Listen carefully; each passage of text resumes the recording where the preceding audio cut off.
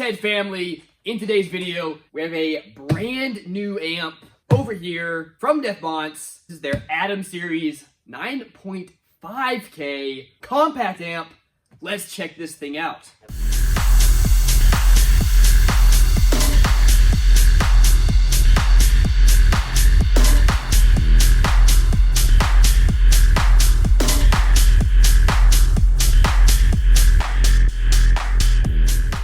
Looks like they just posted this online.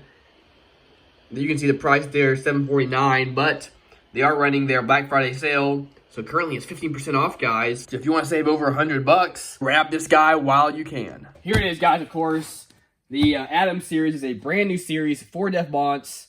And at the time I'm filming this, they have some of their 4-channel amps, but they don't have this guy even up on their website yet. So y'all, this is so exciting to see. First off, of course, you can see this box. I love that Bonce puts in the extra effort to make their boxes look really nice. I do appreciate just the attention to detail that they do. Flipping this guy over, I'll show you the specs. Real quick, just so y'all can see how much power we got with this guy.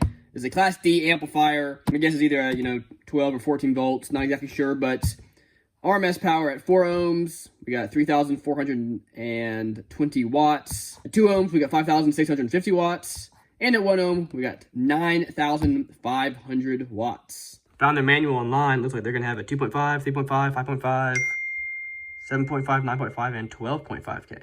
And here are all the full specs. 1 star is 44 volt. 2 stars is 12 volt. Of course, they show here. And you'll see this guy does 9,500 watts at 14.4 volts and 8,050 at 12 volts. Now you know how we do here. We're going to hook this thing up. We're going to see what it can do. We're going to hook it up to a half ohm load as well, just to see if this guy can take it. Or who knows, guys, maybe it'll go up in smoke. Here is the amp. Pretty small guy, a little bigger than my base 8Ks that I've had. But it's actually got some pretty good weight to it, which is normally probably a good thing. Starting out over here, we have dual 0-gauge inputs. They look nice and big. Should fit, sky-high car audio, oversized 0-gauge wires, no problem. We also got fans on this side. Bringing it over to here, it says 1 ohm minimum, of course, but we got our speaker outputs. These look to be about 4-gauge, power clip and protect light.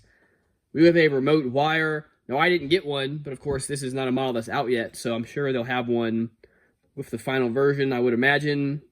RCA inputs.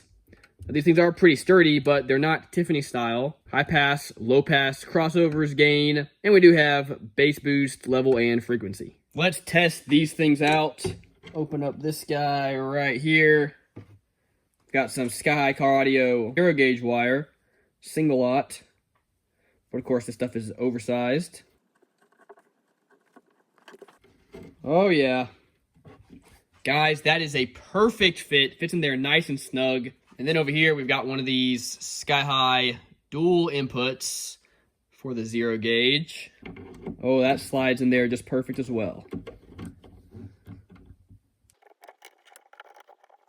Yes, sir. That looks good to me. Another thing I like about these, that these guys are actually a little longer than, some of the Tar amps or some other brands out there. So when you tighten it down, even if there's nothing in there, it tightens all the way down. Some of the Tar amps ones, if you tighten them all the way down, you'll actually run out of threads and they'll just fall out, which is not great. Bringing it over to here, we have some sky-high oversized 8-gauge wire. Now that fits in there with plenty of room. Oh yeah, fits 2 strands in there, no problem. That is just perfect. Again, for a 9.5K, decently small amp, which is nice, guys. You can fit multiples of these in a more compact space, and they're decently light, not a huge pain to lug around. Now we're going to be throwing this in the Sequoia. We still have the 815s in there. They are wired to half an ohm, and of course, this guy says 1 ohm minimum. That being said, we get box rise or impedance rise, which is just a phenomenon that happens as you start playing your subs, as the coils heat up. The resistance within the coils builds up. I don't know how to fully explain it. I just know it happens. So you'll see when we have the meter hooked up, we really shouldn't get below 1 ohm while we are playing. These full bridge amps are a little more likely to blow when you do get below that 1 ohm. Now, it wouldn't be a part of the Basshead video if we didn't pop the back off and let y'all see the guts. even though I really have no idea what the guts mean. But anyway, let's get this thing open. Here we go, guys. Now, this is a prototype amp. I believe they have used this for testing and stuff, so not a brand new amp by any means. But, of course, got to give y'all the scoop of what we got going on in here. We do got 2 fans back here. 1 fan right here in the middle. This is cool, though. It does say Def Bonce right there on the board. So that's pretty neat. One thing I will say, these MOSFETs along here are pretty beefy. Definitely compared to some of the other ones that I've seen. Now, I've said this before, I'll say it again, not an amp expert. Not going to go over all the internals here just because, honestly, I've looked in this, I've researched stuff. I forget the names of everything. I don't deal with it enough to keep it in the old short-term memory. And I would say something wrong, I'd get it wrong, y'all would make fun of me. I'm not a, amp guts channel. Of course, if you want that stuff, go watch Bear Vids. He makes incredible videos going over the guts of an amp. But hey, at least y'all get to see it. I know some of y'all know way more than I do about this stuff, so those are the internals. Real quick, guys, if you appreciate what we do over here on the channel, please give this video a like. Helps more than you know. And hey, if you want to leave a comment or subscribe to the channel, that helps out a ton as well. Real quick, guys, of course, got to give a huge shout out to Def Bonce for sponsoring the channel, for sending me their brand new amp to kind of test out for y'all, give y'all a little preview of what this thing can do. So thank you so much to them. All right, we're gonna be hooking the amp up in here. Should be pretty easy, pretty straightforward. I've got these big old rubber grommets. These things are awesome. You can grab these at Lowe's. They are grommets, so they have a little kind of nipple that sticks up here in the middle, but I just cut that off. That's what I've been using here for a good while, and they are awesome.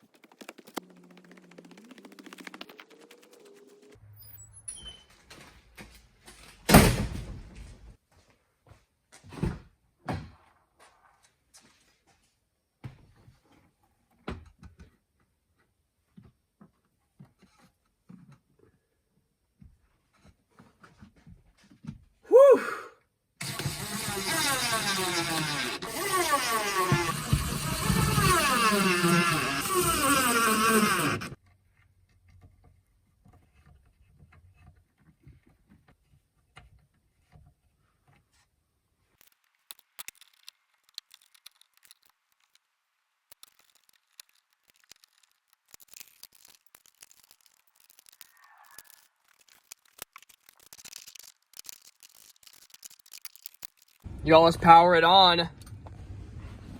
See what happens. Looking good. First thing I notice, fans not coming on while it's not hot.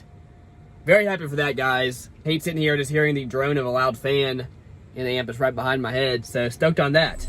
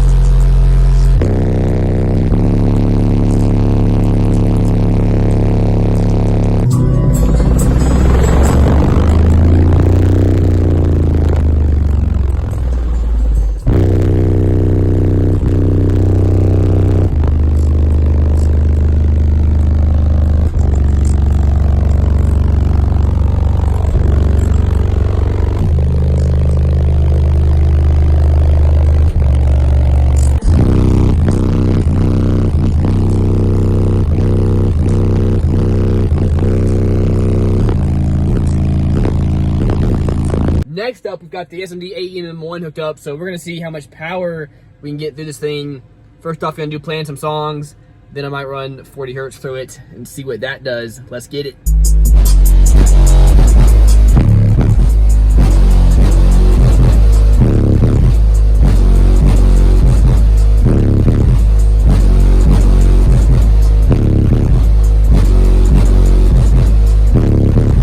Okay, our music picking up to 10,000 watts.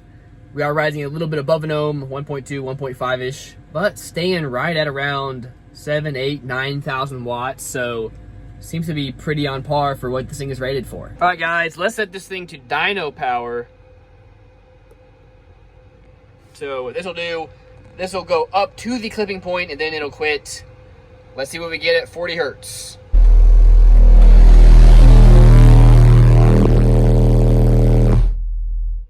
Guys, 1.3 we got right at rated, technically a little bit better since we're above 1 ohm. 9,653 watts. Let's try it again, see what happens. Teeny bit better, but pretty much the same, guys. Doing just overrated. I'm gonna try to bump it. It's kind of like a dynamic rating that you would see from Big D Wiz or one of them. Let's see if we can squeeze above that 10,000 watts.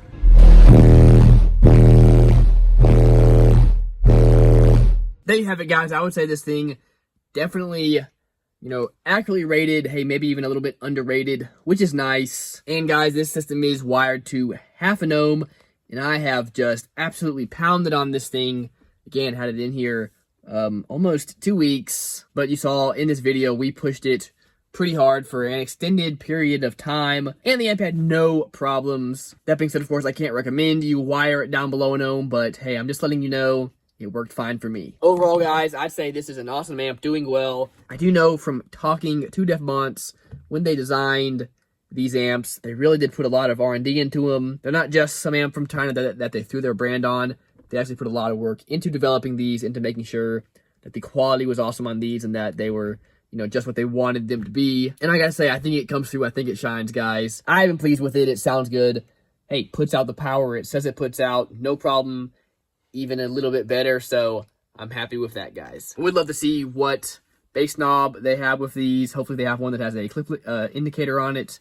I would imagine that they will. Would love to have one up front so I could, monitor that to see when it's clipping up front without having to look back at the amp. But I'm sure they'll have that. Anyway, guys, I gotta say, from my testing with this thing, this is an awesome line of amps. Love how small it is. Love how much power we get out from it. And I just love the overall look of it. One thing I do got to mention, the gain on this thing is super, super sensitive. I have it really, really low, below 1/4, and I had my head unit super low as well. I believe this head unit has 4-volt outputs on it. But overall, so far, this thing has done really well, and I'm happy with it. Huge shout out, again, of course, to Bonce for sponsoring the channel, for hooking me up with this amp for this video. There will, of course, be a link to Alfred Audio, of course, the owners of Bonce, and Avatar, like my subs I've got back there, in the description below. Definitely go check them out, guys. They make some awesome products. But that's going to do it for this video. Thank you all so much for tuning in. Remember, as always, guys, keep basing on.